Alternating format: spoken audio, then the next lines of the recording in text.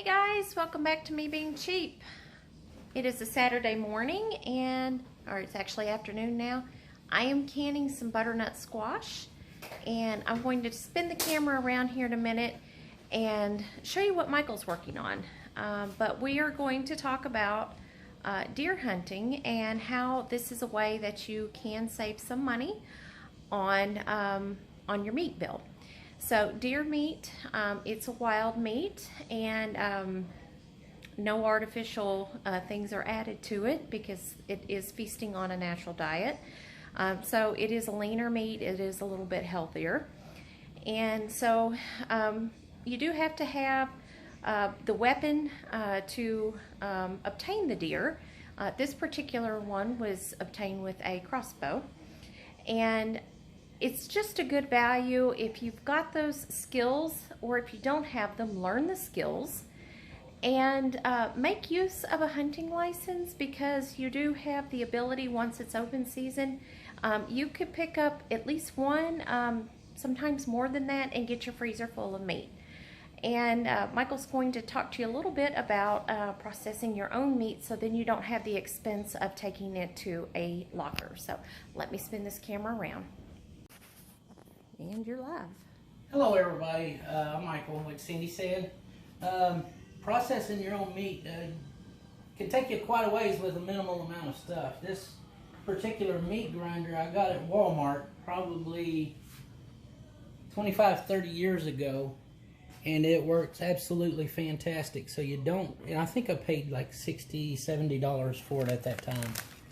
So you don't have to have these $300 meat grinders to do this stuff with.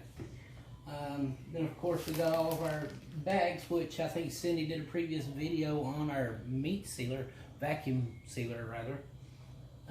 So we preload these bags and then get them all sealed at the same time.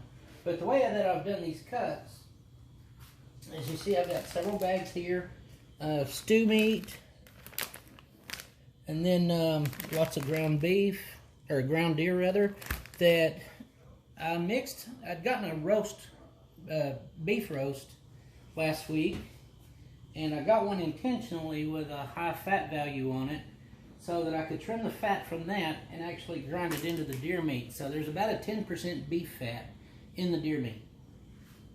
And because the deer is so lean, it does help it to cook much better. And then of course I've got several steaks here that were cut from individual muscle groups from the rear leg of the deer. You see how nice and clear that meat is. Hardly any fat whatsoever. One of the tips about cooking deer meat is a lot of people think, well, it's wild, you got to cook it till it's brown and black in the middle. That is not true.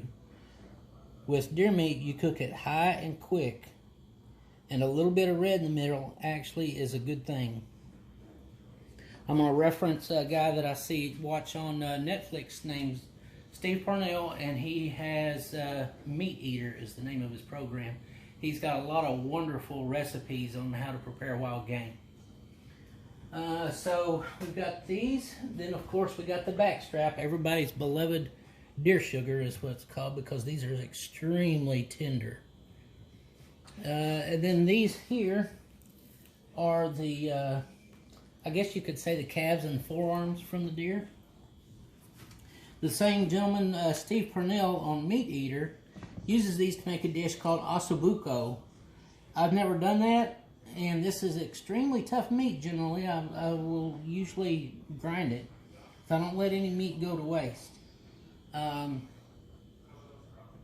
going to try the ossobuco and see how that works. And then of course this is going to end up being a neck roast. So this came from a doe, and you could tell by the fat content she was a healthy girl. This is just scrap bowl here. But yeah, you can do all of this at home. You save a lot of money. Of course, you can take it to the butcher. I had a bad experience with that many years ago. Took a deer to the butcher and only got back probably about 60-65% of the meat that I should have. And I know that that's about how much I got because of processing it before and knowing how much it should have been back. So anyways, The butcher, I don't know if he packed his own meat shelf or what, but doing it yourself, it is feasible, and you can save your own meat, make your own cuts the way you like it. That's all I got for now. All right. Thanks for watching. Have a good one. All right, welcome back. We ended up with about 41 pounds of deer meat. Some is ground, some is cubed. We have this packed up ready to go in the freezer. We also have different cuts of meat such as steaks and tenderloins. We also had 2 packs of deer ribs that was not included in the total weight. And of course this under here is just more pieces of the deer. Also had 6 pounds of green beans that I had blanched and frozen and now have vacuum sealed. These are also going out to the freezer. And over here, got my all-American canner going, and it's got about 6 minutes left on it. And of course, I probably won't open this until tomorrow morning, but it's got a dozen jars of butternut squash. So we've been busy today. Hope you guys are having a nice weekend. Thanks, and we'll check back in later.